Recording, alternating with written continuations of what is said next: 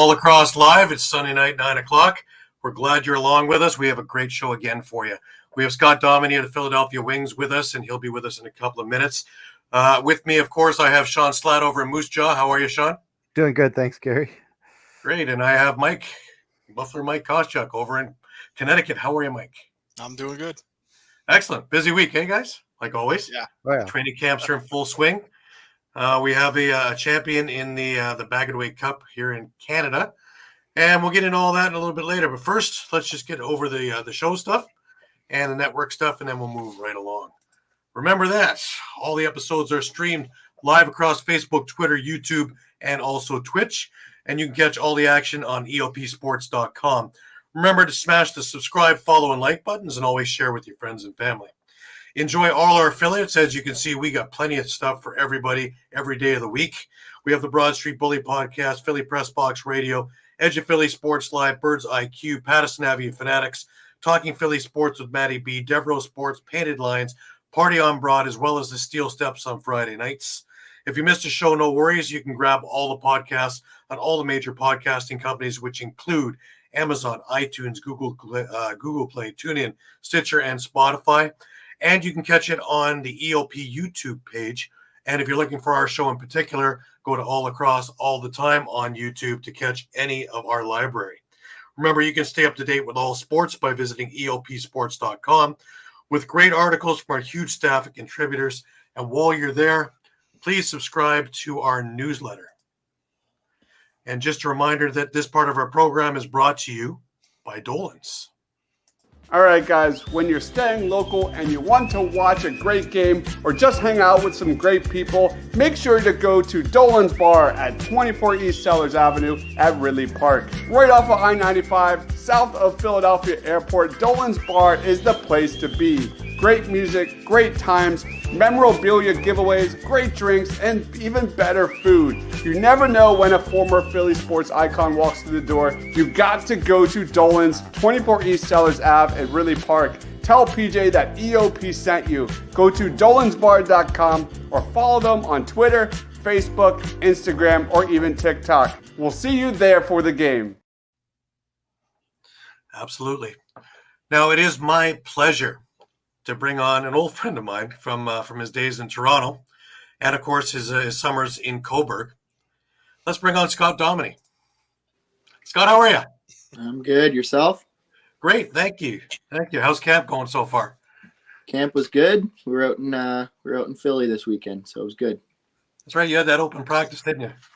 Open practice was about 2 weeks ago. Mm-hmm. I think they invited 6 people from that open practice, and this was the first week of actual training camp. Right. Oh, cool. You did it in front of the Philly faithful, didn't you, this weekend? Yep. There was a lot of people. They had probably 200 fans come out to a practice. It's pretty wicked. Wild. Awesome. Well, that's your first foray with the Philadelphia crowd. How do you like it? Yeah, it's good. Had some fans come up to me, already know my name, so it was pretty cool. And also the Blaze Reardon line was pretty long. I guess so. Well, instead of just calling you the Flash, we can also call you the human highlight reel, because every goal that makes nothing is just one from the side and just a shot.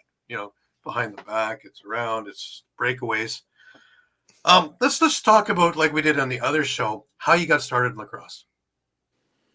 Growing up in Orangeville, moved from Brampton when I was young, and Mom was driving by and she saw a sign for lacrosse and thought she'd go in and sign her 2 boys up, and the rest is history. Kind of just started playing lacrosse in Orangeville, and you play hockey in the winter, and then you transfer over to lacrosse, and just fell in love with both of them. You got sick and tired of one, you played it too long, and then you transferred over to the other one. You loved it, and yeah, so those were my two sports growing up.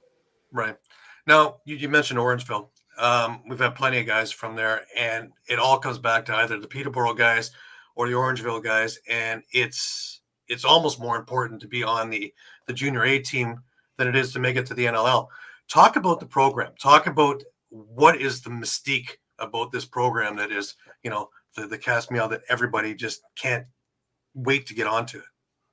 I think it's the culture. I think it's the guys that we want to be on our team, that continue to be on our teams, is that the blue collar, the hardworking guys, the good teammates before anything. Really, you got to be a good teammate before you're a good player, and that's the guys we want to take along with us. And I think giving back to the community, coaching, having guys who have played and know the Northman style of play, keep coming back and keep teaching the youth and showing them the traditions of what works and what has been successful in the past. Now, one of the things there, it's a lot like in Peterborough, where a lot of the old pros have come back to coach, mentor. You had Phil Sanderson, you had Bruce Codd, and a few other guys in there. Talk about just what they brought to the game, and now that you're really dealing with them again, what they're bringing to your game now. I think just the passion they have for the game, and they live and breathe the game so much that it just wears off onto you, and you start to just have the same passion for the game. I think them loving the game so much is just, yeah. Right. Now you went to Nipissing. You one of the few guys who were running into that didn't have an NCAA career. You decided to stay in Canada, and of course, with this weekend being championship weekend, you were part of that programming, turning it right around, because Nipissing really wasn't doing much. You came in, and in those couple of years that you were in there, it really, in fact, if it wasn't for a slash and an injury, they probably would have had a championship that year. So let's talk about your years at Nipissing and how that program evolved while you were there. Yep. So my brother and his friends started the program a couple years before I came. And then, I came and my rookie year, I had a couple of good players. I had Tanner Poole, Tyler Goodchild, Sam Rooney, all guys who played junior B or junior A in Ontario. And we kind of had 4 years to grow, and we kept kind of getting used to each other. And by the end we were ripping it up out there. So it was a lot of fun. And I think our culture up in Nipissing, most of the guys in our team were football players or lacrosse players who joined in high school and picked up a stick. But real good guys, real good guys, and people you wanna go out there and lay your heart and soul on the field just to be buddies with. Yeah, it's interesting you bring that up, because that's really where it came down to for that championship. You take a vicious slash, you have a separated shoulder. Tanner Poole comes to your defense, and now number 1 and number 2 are out. Yeah. Yeah. But, there's no other way around it, really. No, I would have did the same thing for him. Absolutely. That was my point. Now, you get into NLL. You get drafted number 57, 5th round, with Toronto. You spend the majority of that first year on the practice squad. You get into a game, and here's where it all comes full circle. You get a pass from Nick Rose. You get sent on a breakaway. I actually have the clip here. And, that's your Pee-wee coach, isn't it? Yep, he was one of them. Pee-wee Bannon, he was always around. So, why don't we give it? I put together actually three different types of highlight reel goals about you. So here we are. Look at the wheels there. Look at him. I think he's excited. And he knows exactly what he's going to do.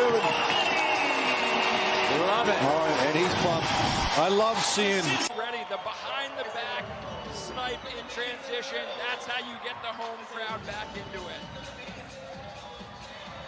A highlight reel for Scott Dominey, who spent the last 2 years with Toronto. This is a big Up over Zed's stick. That'll go over the line, and New York's on the breakaway. Zed's got to catch up. Oh, there's a dive attempt and a goal.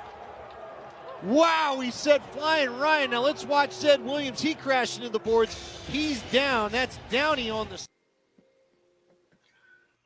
You just don't do it the easy way, do you? A little bit of everything in there. I love the last one, because that was, I think it was a one-hand underhand as you're diving across. So just for fun, right? Now, the funny thing is, and the backstory to it is, with Scott's training, his first year getting into the Rock lineup, I put up a lot of his stuff he's sent over about him training and how he's going to get ready for training camp. and a lot of the wall ball and the other stuff he was doing and practicing in the one hand and all the other things. And sure enough, I'd seen it live, him scoring with one hand and all the other things. So it does come in handy, everything that he does, as well as all the cardio, all the other things that he did. Being a kinesiology major, well, now you have your PhD. Did that come in handy in your training? I think so, for sure. I did my master's I did it in lacrosse.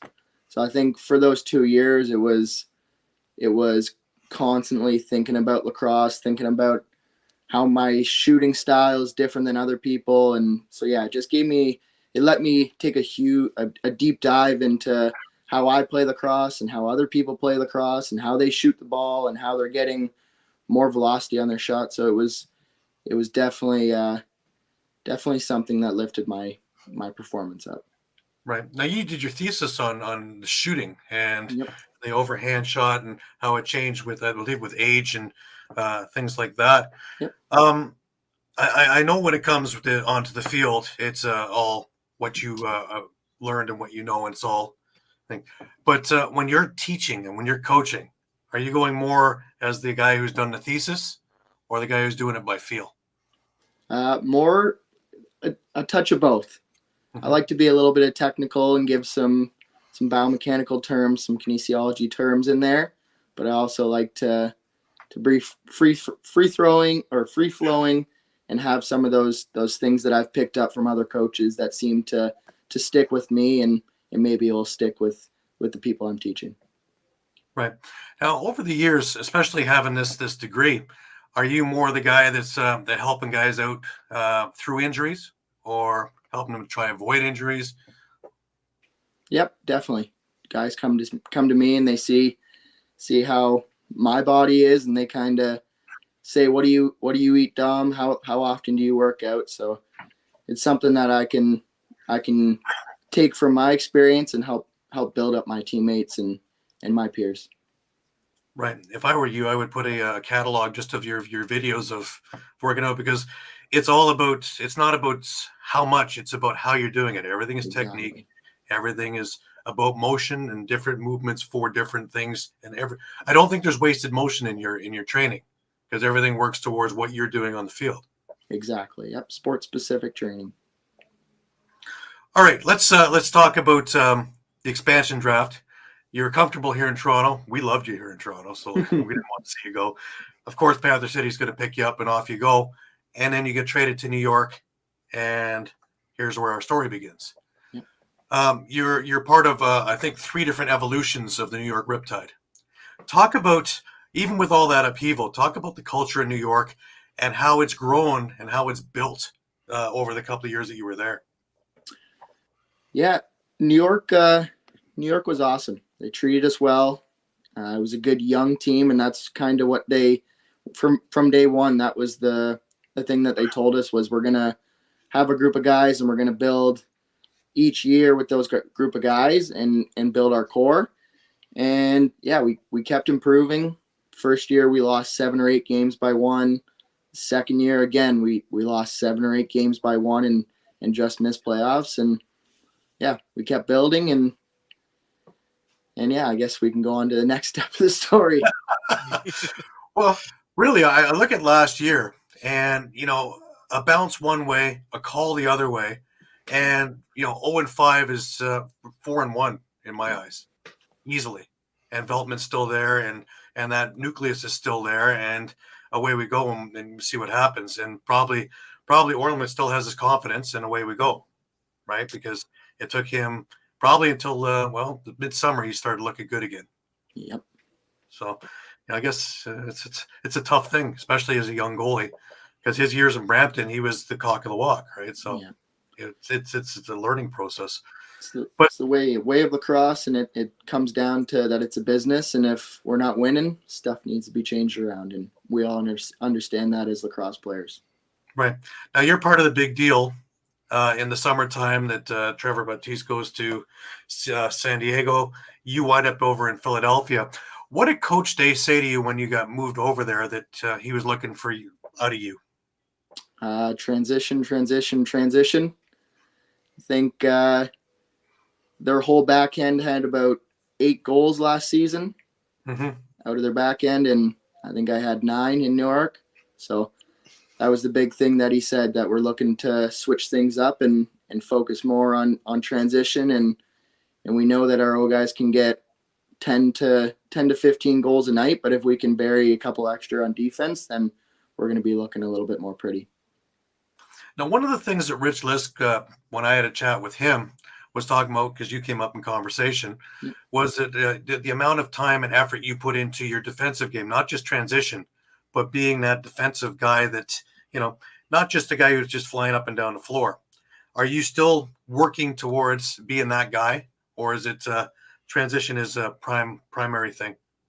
Well, I think they come hand in hand. You're not going to be out on the floor if you can't play defense, right? I can't be letting goals in and scoring goals at the same time. So you need to do your job on defense first and do it to a high standard, and then be able to run in transition and have that stamina to keep going up that floor back and forth. I think is super key. Right. Now, it looks like what Polde has done over the offseason is he's built really a high-octane offense and a lot quicker of a team. Just in the couple of weeks that you've been with the team now, are you noticing that there's an awful lot of energy there? A lot of energy, a lot of big moves, and that's what they said. After this weekend, they said that they made moves to make a transition in their playing style. And from this weekend, they've noticed that it's starting to pay off, and what they wanted, they're starting to see. So it's positive here in Philly. All right, let's talk a bit about the summertime and MSL and your time with Coburg. When you first got into Coburg, you had Joey Capito there as well doing transition, and you were option B, I think. And of course, once Joey A got hurt and then got traded. It's you. You're the primary guy. Let's talk about the team and its development, because last year, if you looked at the win-loss record, it wasn't great. But if you looked at the team and the games I got to watch, I would say 55 out of 60 minutes, that team was terrific. Yeah. And 2 or 3 minutes to 5 minutes out of every game, there was a brain cramp here and a missed assignment there, and a couple go in, and then everything goes back to normal again. But by that time, the damage is done. Yeah. Am I far off? No, you're definitely not far off. It's tough when these Peterborough teams and Six Nations teams have veterans in the NLL, and then you got rookies on our team. You would be a big name player if you didn't make a mistake right in a game, but that comes with playing and games played and all those things. So those rookies are going to make those mistakes because they haven't made them in the past and they haven't learned from them. So I think having a little bit more experience on those teams gets rid of that 5 minutes of slip up that win or lose games, those little things that equal the big mistakes. Right. Now we had Curtis Conley on the show as well, and he's talking about at 25 or 26 years old, he's a grizzled veteran on this team because there's such a young guy. That would put you as granddad there probably. Yep. 27-year-old granddad. It's amazing just how young that team is. How has your role changed in there?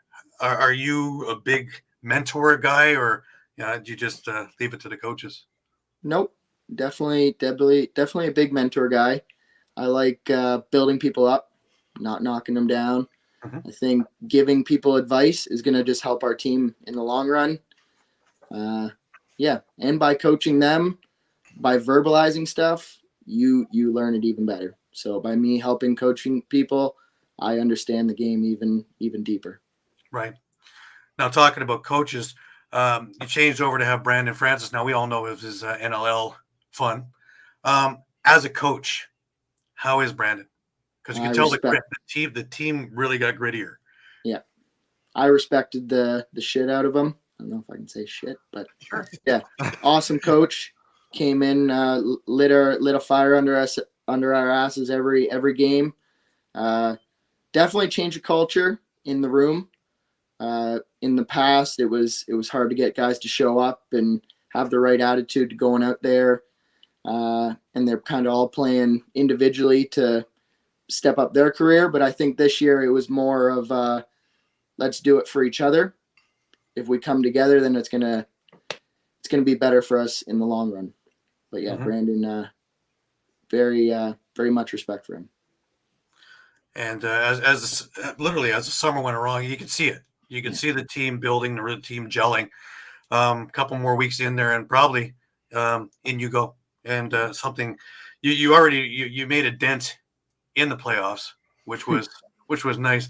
I remember I was sitting in Peterborough actually in Killam watching that game, and I'm looking at the scores, and it's like, wow. So yeah, that was in you. You guys have that in you. So I look for a really good summer coming. If the team can stay mostly together. Yeah, I'm hearing some talking of it's going to stay together and hopefully even get even better. So it's going to be exciting to see what happens in the summer. Absolutely. Now, is it interesting though? You're on Philadelphia and you're playing with, I think, is it 11 Peterborough Lakers on that team? I wasn't thinking about it, but yeah, that's true. You almost look at it. It's great to play with you instead of against you. That's what most of them said this weekend. They're glad that I'm on their team now. Well, yeah, they don't have to cover you. Isn't that great? Yeah, exactly. I do have a question for defensive back to New York. Is Jeff Teat?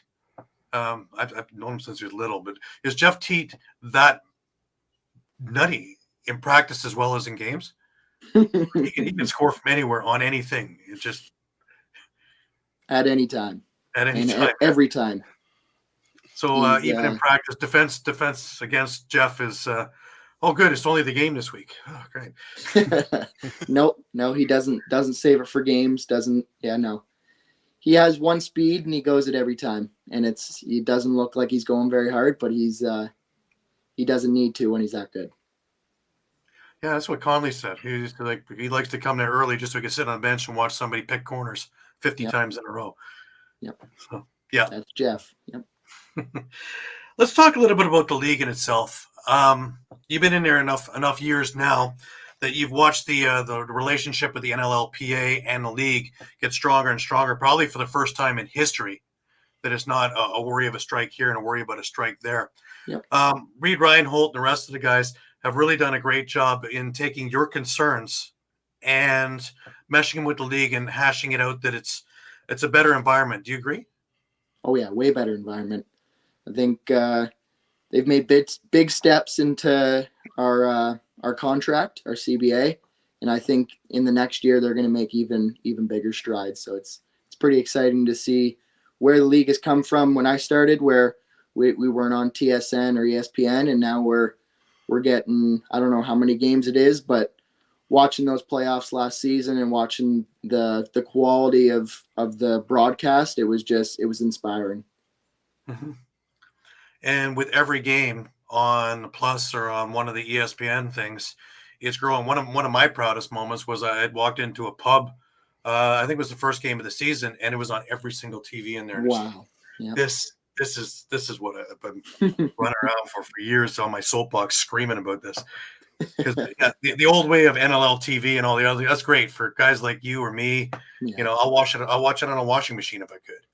But to try and get new eyes and new blood, it has to be on cable. And they finally they got it. They got it worked out, and it's fantastic. And it's only building. And then with deals with Fanatics and other things, now it's not just when we had Sakavitz on.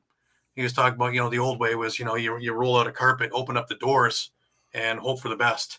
Now they have layers. So, of course, the blue chip ownership comes in now because there's different ways to make their money.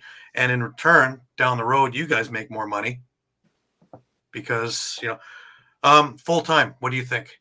Is it something that is in the future? It's going to take a couple of years, but that's it's hopeful. Hopefully by the end of my career that it can be done. Mm-hmm. All right, let's talk about the realignment or the no alignment now. Yep. And teams like Toronto, teams like Rochester, Buffalo, they could drive to most of their games when it was east-west, and they had a huge advantage over, say, Saskatchewan or San Diego or Vancouver, even Philadelphia for that matter, because it's a long distance. now that the playing field's even, I know for the fans it's great because we get to see in the span of 2 years, you get to see every single team. As a player, getting into all the different arenas and all the other things, does travel become an issue? I know you don't have a problem with travel. You would travel 6 hours to a practice coming from North Bay inward. I know we talked about that before. But just as your regular player. For me personally, not having the problem with travel, I'm super excited. I want to go to Vegas. I want to go to Panther City. I want to go to Colorado as many times as I can. Experience all those cities as many times as I can. So for me, it's good. I think for the league, it's good as well. They get to see a wide range of players. They get to see the Dane Dobies now. They get to see the West Coast gets to see more Jeff Teat. So it's exciting and I think it's positive for the league. Absolutely. Only until we get a Vancouver against San Diego final, and every game is at 10 o'clock at night, right? Yeah. I want to talk about the Olympics with you. Finally, lacrosse is in the Olympics, and it's huge. It's huge in the fact that you're going to get 280 countries more to view lacrosse. Yep.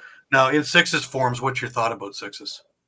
I've watched sixes. It's a fast game, so it's kind of a combination of field lacrosse and box lacrosse. I like it. I like sixes. If I was to pick, that's the version I'm probably going to go with. Yeah. Mm-hmm. It's definitely going to be TV friendly, and it's going to be great to grab an audience. Of course, you got the traditionalists going, well, it's not the way we learn. Well, then again, we'd be in a field for 3 days trying to shoot at things in trees, right? But yeah. So I always figured, we get the eyes, and then we can, teach them tradition later.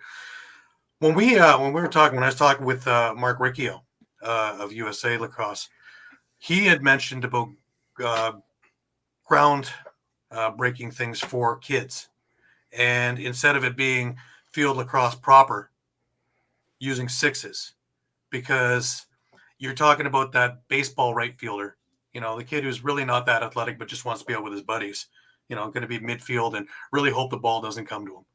Now in this form, everybody's running everywhere and they're learning the game without knowing they're learning the game. Yep. As a grassroots thing, which is something that is still neglected, do you think this is the way to go? For sure. I've been to two tournaments in the States in the past couple of months, and they've been 2 sixes tournaments. So I think it's super positive. I think the game is a little bit tighter, so it's not a full field. It's the field sideways, and that's how they play at the grassroots. So it's a little bit of a quicker game, less running, a little bit less space out there. So that's how it's kind of the more box lacrosse-y. A lot more shots, a lot more passes. So the kids are learning the skills quicker and in harder situations. And you only need 12 of them Yep. to get a game going. Yes. Yep.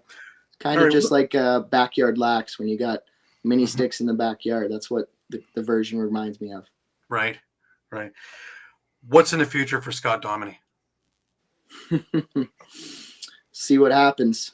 Got to have a couple breakout years here, and we'll see what happens. Right. Do you think coaching down the road? Coaching for sure. Coaching is definitely a dream of mine. To transfer right from playing right to coaching. That would be awesome. With all of your education, would you think equipment would be somewhere where you'd be interested in doing? Manufacturing sticks, making sticks that work, making other padding that would help?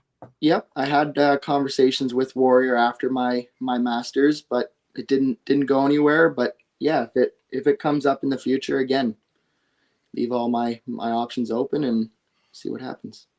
All right. Let's throw it off to these guys. Mike, you got any questions for Scott? Yeah, I mean, other than the obvious adjustment for this year of having to, develop chemistry with a new set of teammates, what are you looking to most improve with your own game this year?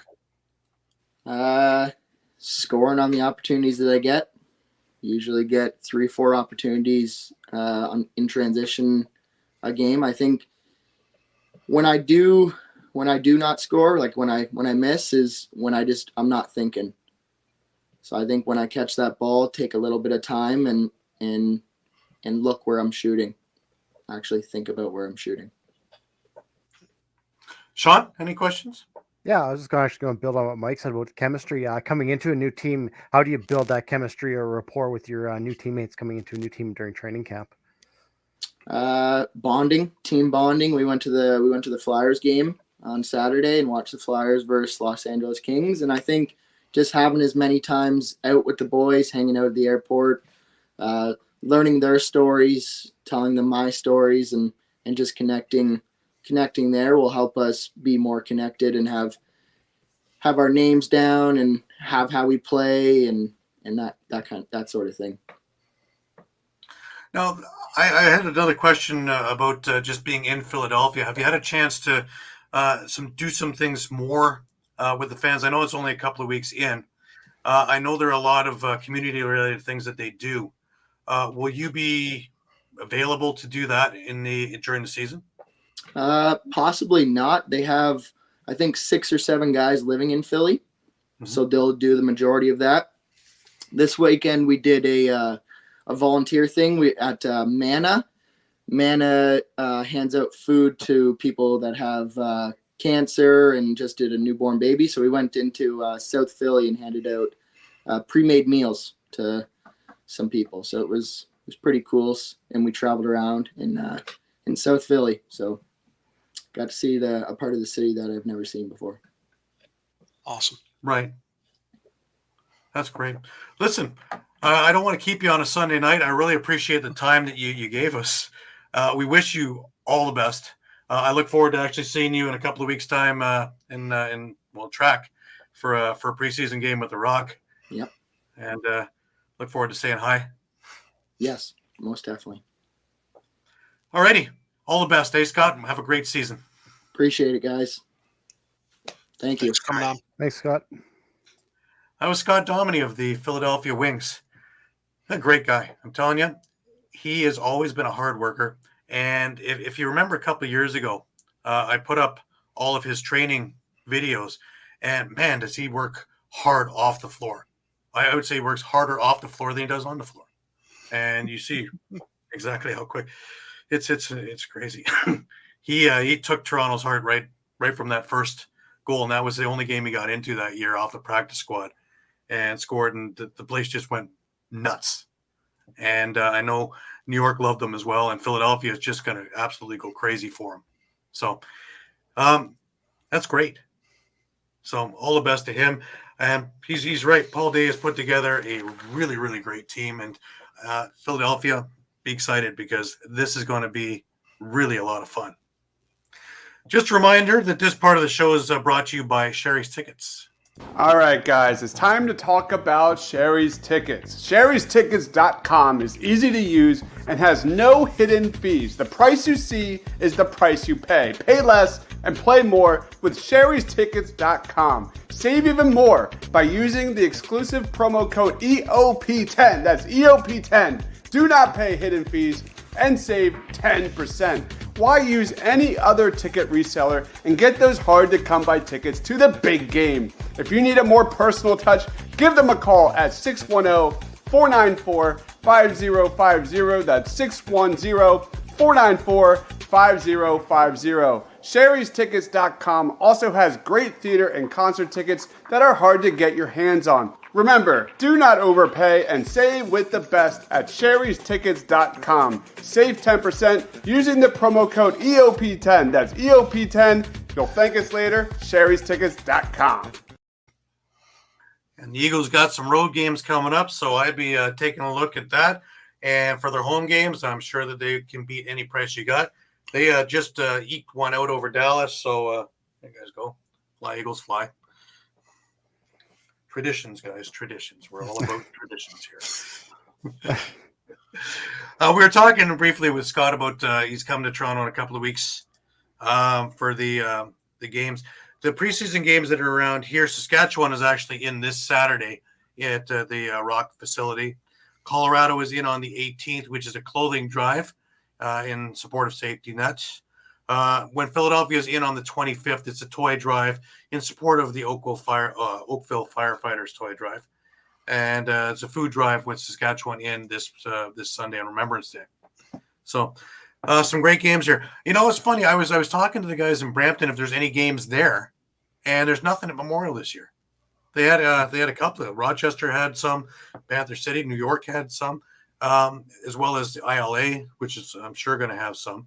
But it's weird. You have this arena that's sitting dormant.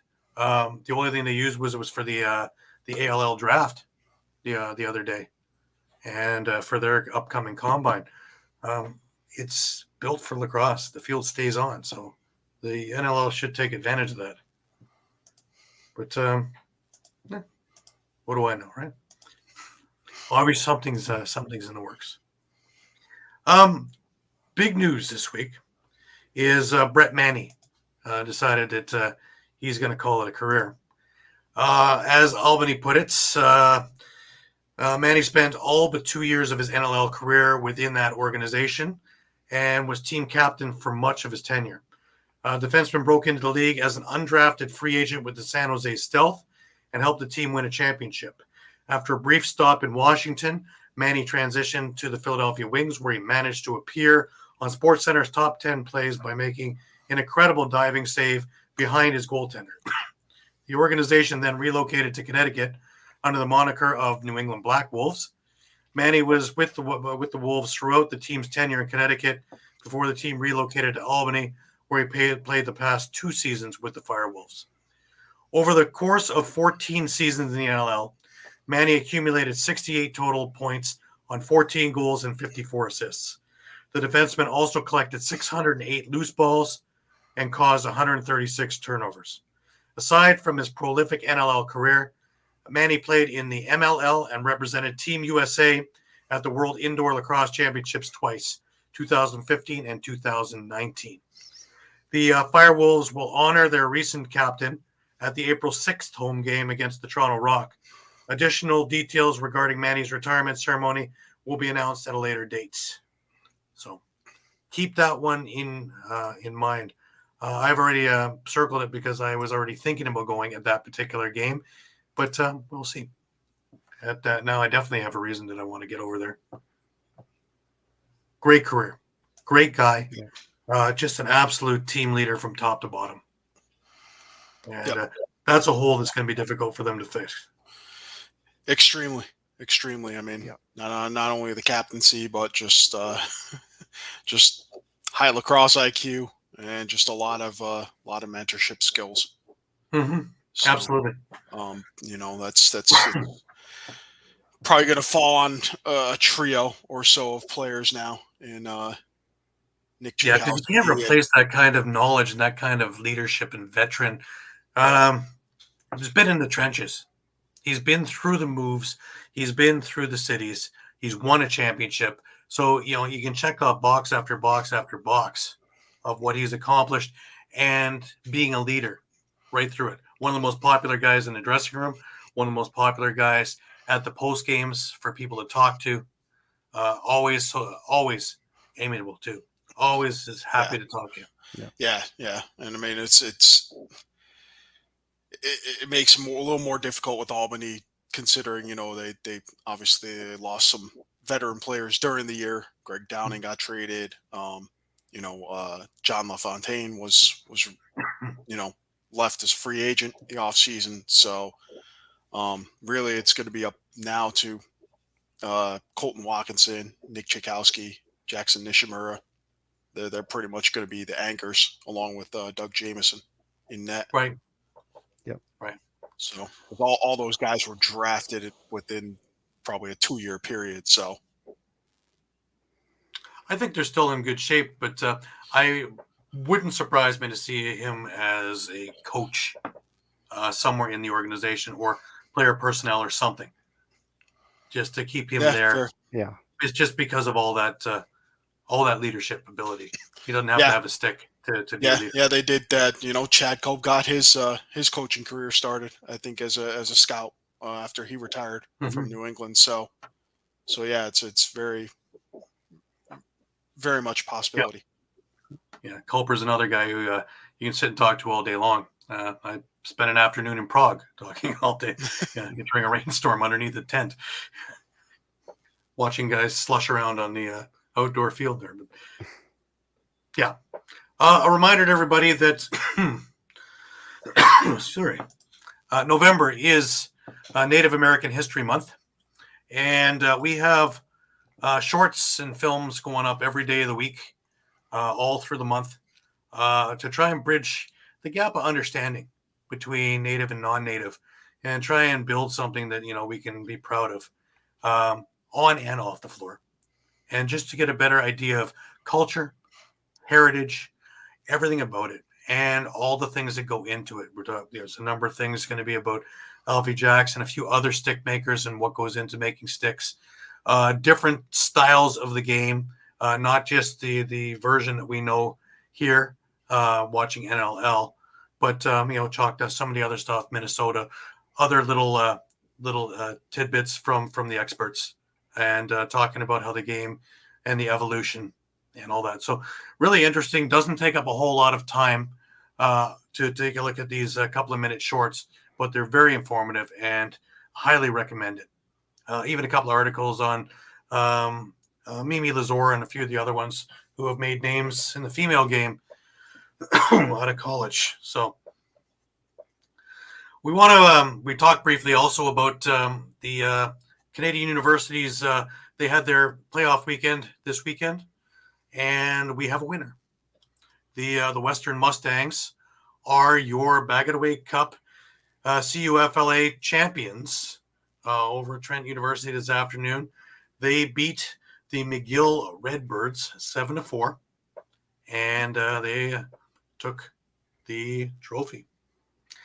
And ironically, the gentleman holding the trophy is another friend of mine, Scott Fox, radio personality in Toronto, but he is also the new commissioner for the CUFLA. So him and Tom Bolesky are going to do some amazing things, just some great things. If anybody knows Coach Locker, that's Tom. So he's got a lot of they both have a lot of connections in their Rolodex to move things forward and to get things rolling. So I really look forward to what's about to happen in University of Lacrosse up here in Canada.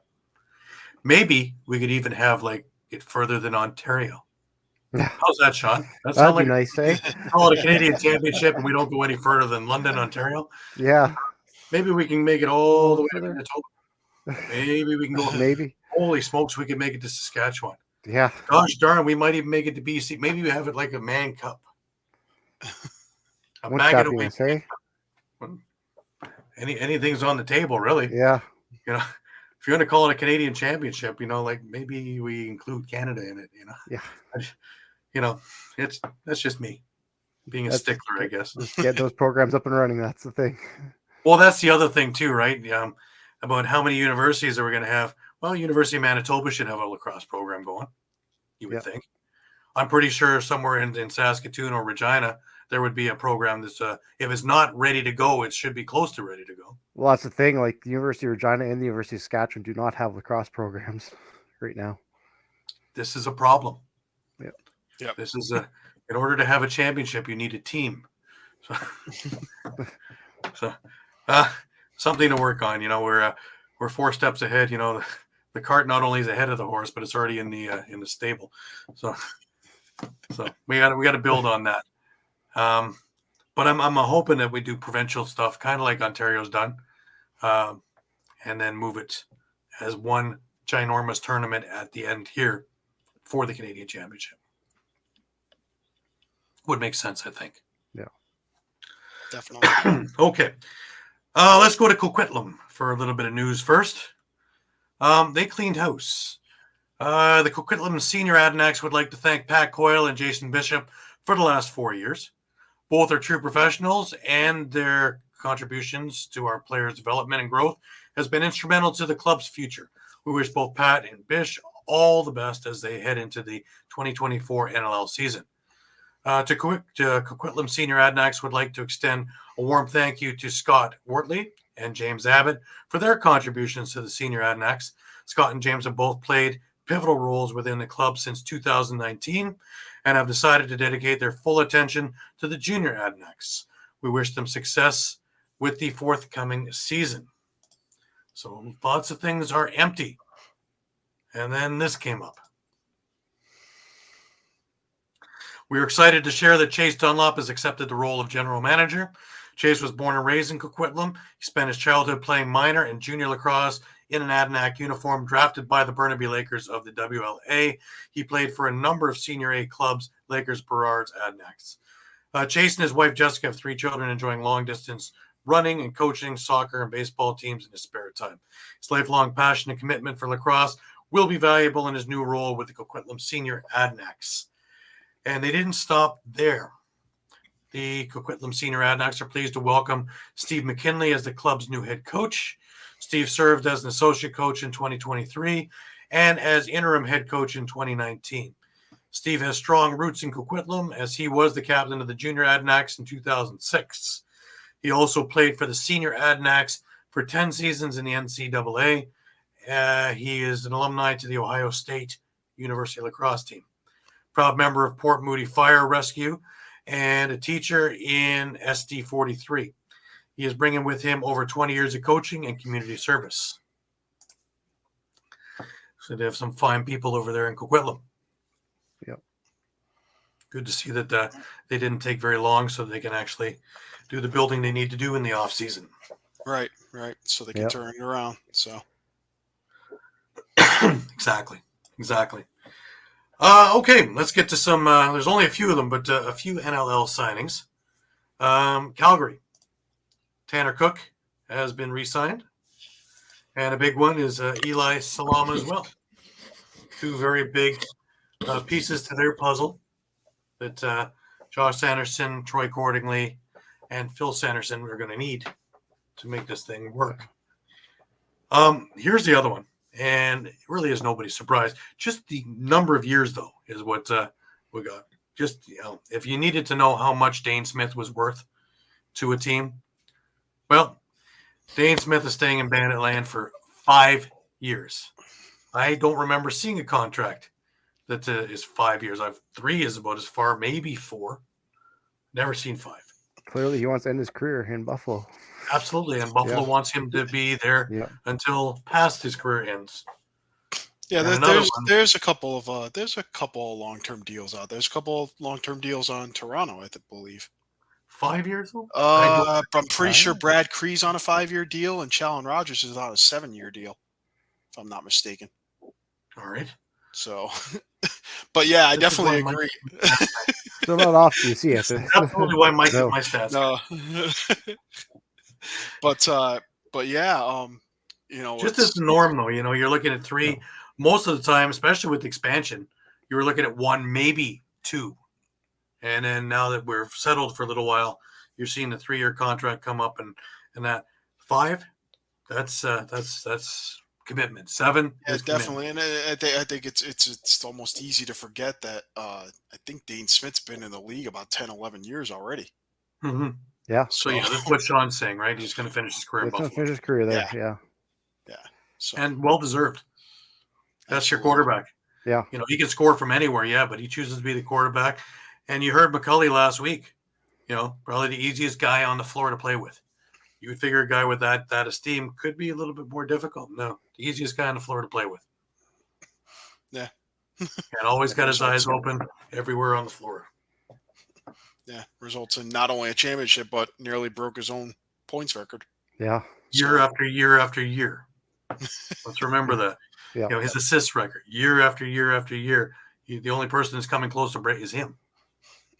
So, yeah, and I'm not sure where his career numbers are, but he could be threatening 1,000 this year. Surprise me. Yeah. So, I think he's close right now. So, I got a picture from the archives, and Aaron Bolt. Now, we had him on about a month and a half ago, and he looks like he could play for another 15 years. I remember telling him that, and he laughed his head off. But the Aaron Bolt in this picture from 2005, 2006, and the Aaron Bolt that was on our show, I wish I had another picture of him from them. They're the same guy. Yeah, he hasn't aged. He hasn't aged. No. I don't think he's shrunk at all. He is that same guy. And in fact, the jersey is almost the same colors as what he's going to be wearing this year too. And it's out west, Portland, Vancouver, awful close. Anyways, just to show you just how hard people are working to make teams, because we've talked about it before. There are so many bona fide NLL players and not nearly enough spots for them that they're willing to do anything. So today, in a little scrimmage, you had Alex Q and Spencer Milne of the Vegas Desert Dogs going at it to try and convince their coaches just their commitment. You usually see that in years past, unless Buffalo and Toronto played, and then they'd have to call the RCMP. And let's not forget Calgary and Saskatchewan. That's true too. The Buffalo Toronto one I'm thinking about was a game I was at the ILA in 2010, where both benches emptied. This was after about 2 dozen fights all through the game, and then everything went haywire, and they never made it to the fourth quarter. That's just preseason. Yeah. Think fast. I'm hoping the cameraman did. If you want to be up close, you got to be paying attention. But yeah, anything that comes across, Mike, I know you spotted a couple of irregularities in lineups. The one that stood out, of course, we're talking about the Philadelphia Wings, is Matt Rambo is on the holdout list for this year. Yeah. So there's that one, which it's to me it's in some ways it's not surprising. There's a lot of competition on that left-hand side, and I think Philadelphia fans might be a little more upset about it because he's a local guy, and he won't be there. But they could also be forgetting that he a few years after he was done with his collegiate career, he had his rights. New England had his rights, and he wasn't playing. It wasn't until the NLL put a team back in Philadelphia that him playing box sort of became a reality. So I think he definitely would have been hard pressed, with Mitch Jones, both Catoni brothers, Blaze Reardon, Taggart Clark on that side. There's a couple other lefties, guys that they either drafted or signed off the street, trying out for spots. It's definitely going to be would have been a tough go, I think. Absolutely. So, the only other thing I can think of that maybe you got to kind of change your perspective if you're looking at this team as to sort of whose team it is. A couple of years ago when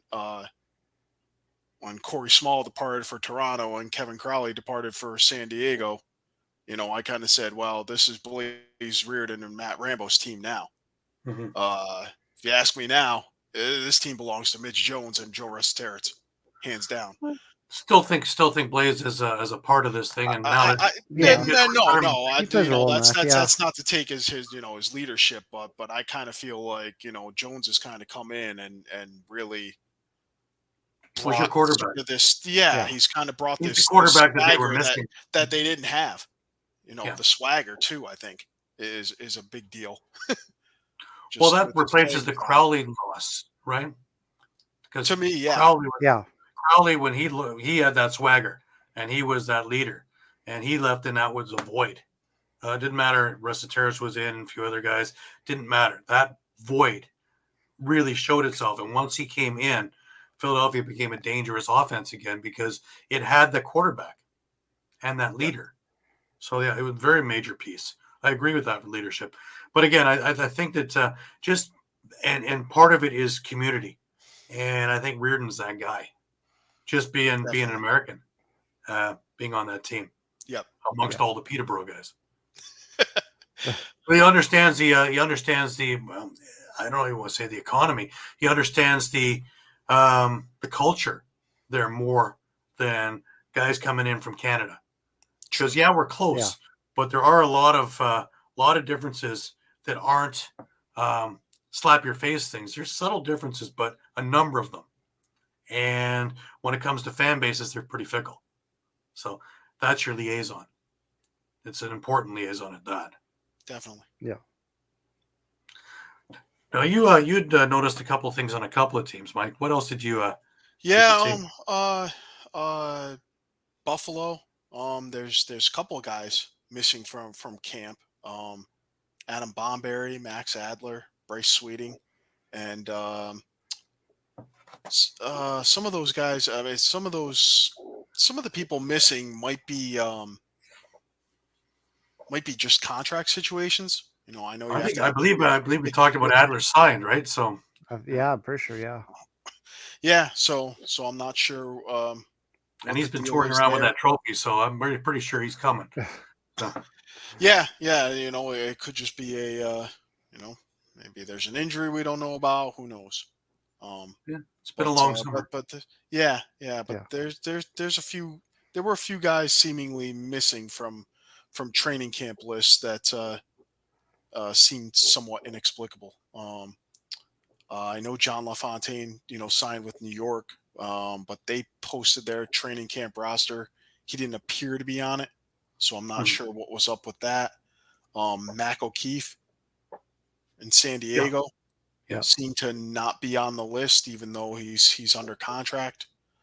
So I think same thing with Garrett McIntosh in Colorado, if I'm not mistaken. Yeah. So there's a few names that seem like they're in limbo.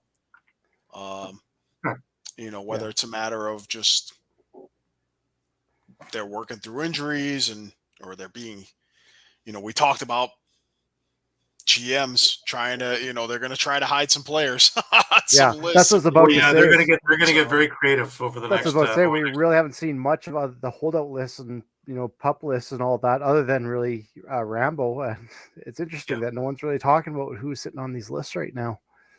Right. Well, Toronto had a couple of names on there. Also, they even have a on the draft list, so they've made their own categories. Yeah. To go with it, just to make sure that Dowick's other son is still there.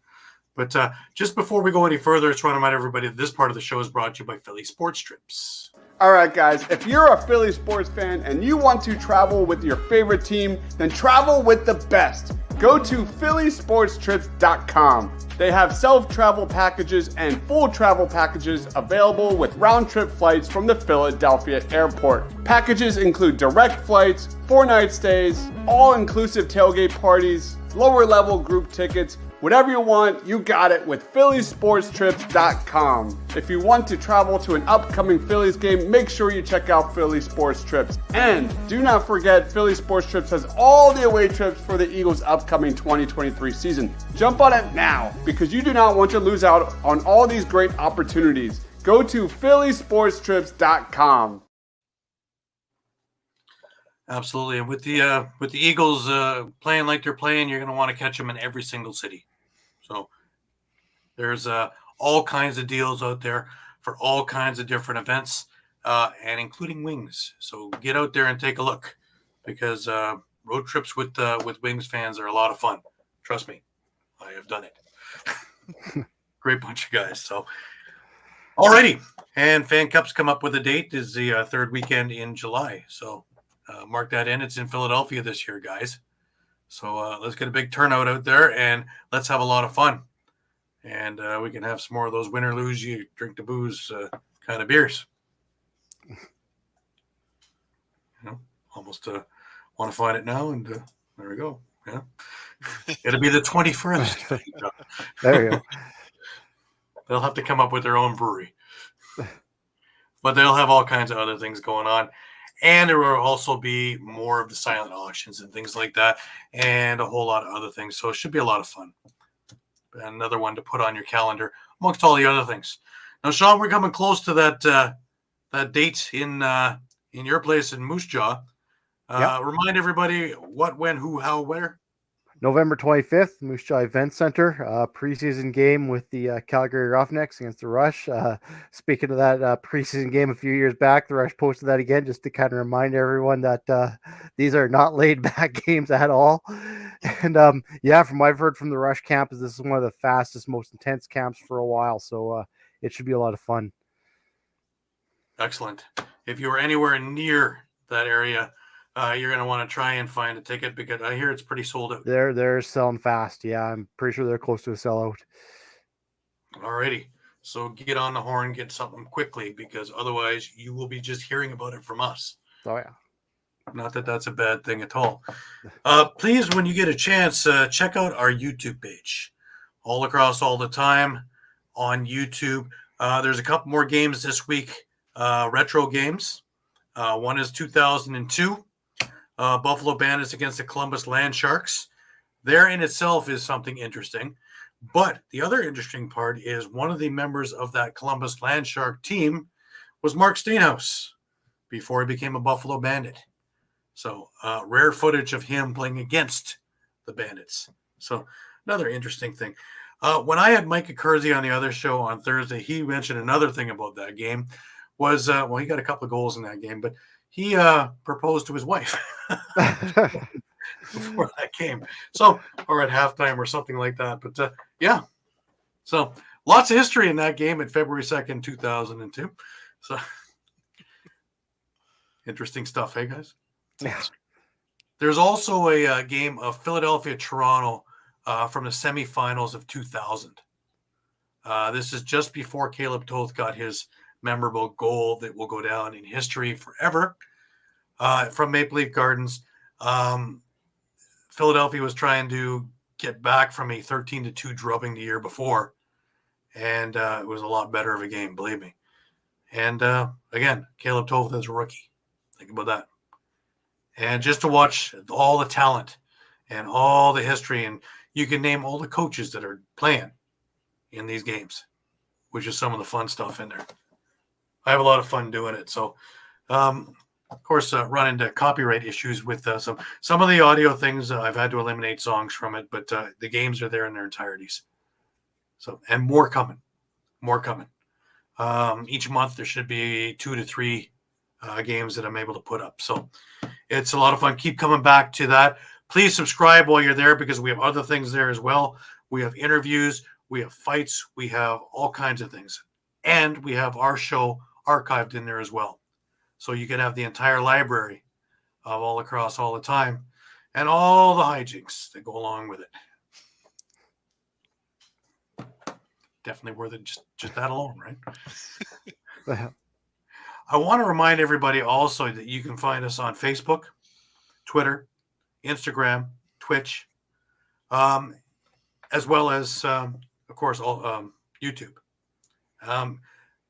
You can also catch us on eopsports.com/lacrosse, and all of our articles are there as well. We have more outlooks coming out this week. I have one on Toronto. Thursday is Mike. Thursday, I believe, is Pat Bernard with Philly. Philly is on Thursday. So you're going to want to come and check out those articles and catch everything that is going on in camp and what's about to happen come season and prognosis of how they're going to do. So please check that out. Remember to come see us 2, 3, 4, 5 times a day because the news is always changing. All kinds of things going on. Remember that there's Native American Heritage Month, so there's an article of that every day going up as well. So you're going to want to come back a few times a day just to keep yourself up to date because remember, as always, we have our finger on the pulse of the situation. We also have T-shirts coming in, so there's going to be more swag available for purchase on top of all the other swag that we have. So, trucks are standing by. Shawn, did they have to move all those tractors for that game? Nope, they're good. Tractors are still there. Tractors are good, yeah. Well, actually, what we're going to do is we're going to kick off the game we're going to start off with a Muffler Mike Fan Club parade that's going to go right on over to the arena. Mike will be there to sign autographs, we're hoping. We'll make sure we have Horny in the parade, too. That's right. Pony's going to be there. He's out of work right now, so he's going to be working for for food. So if you see him there, be kind, but be careful. He's still a little pissed off, I think. Rowdy, on the other hand, he's going to be inside. Yeah. Because we don't want to have the two of them play together. No. That'd be bad. No. Bulldog might have to find his way back to work. Yeah. While the two of them are healing. Quite the story it'll be. I can see the 6 o'clock news now. Anyways. Horny and Rowdy, yeah. Horny and Rowdy in a brawl. It's going to be a knock 'em down UFC style. Never mind. How did we go so left on this one? Oh, well. Just a reminder, while we need legal help here, it's brought to you by David Archeri and Associates. All right, guys, let's talk about Cherry Law Firm. If you get hurt at work in a motor vehicle accident, personal injury, or affected by criminal law, you got to call David Archeri of the Cherry Firm. Call 610-565-0300 or go to cherryinjurylaw.com. Let David Archeri fight for your rights. Again, that number is 610-565-0300. That's 610-565-0300 or go to cherryinjurylaw.com. Let David Archeri fight for your right. Absolutely. And if you wind up in a couple of problems in some of these games, he's your guy. If he can help us, he can help you. Just tell him the EOP boys sent you, and, he'll take pity. Anyways, I want to thank Scott Dominey for taking time out of his busy schedule, going back and forth between Philadelphia and Ontario for training camps to talk with us. We wish him the best for a great year. Class act, top to bottom, right from the beginning. He's been fantastic with me, and I'd say, guys, you root for. We've had a number of them on week after week, and more coming on. Next week, we got another one. This one's an interesting one, guys. I have Scott Godfrey coming on from Lacrossing Barriers, based out of Calgary, and he works with a lot of disabled. They even have blind lacrosse, and they're doing more and more with more and more places. NLL starting to jump on. Players are trying to help out as well.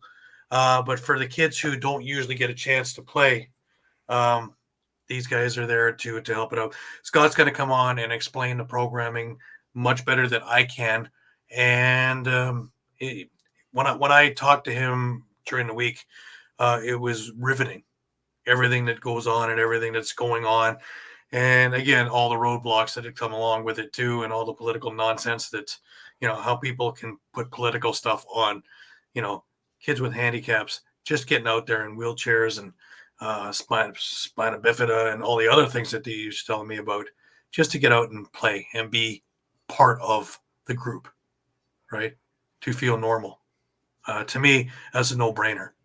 That goes ahead of a lot of these idiotic programs that we see all over the place. Yep. Yeah. So he's on next week. You won't want to miss that. He is enchanting and riveting while he's talking as well. So you're going to be ears open when he's speaking about all this stuff. Fantastic guy, another lacrosser from way back. So he knows all the ins and outs of this, and as well as all the things that are going on with this program. So looking forward to that. Any final words, Shawn?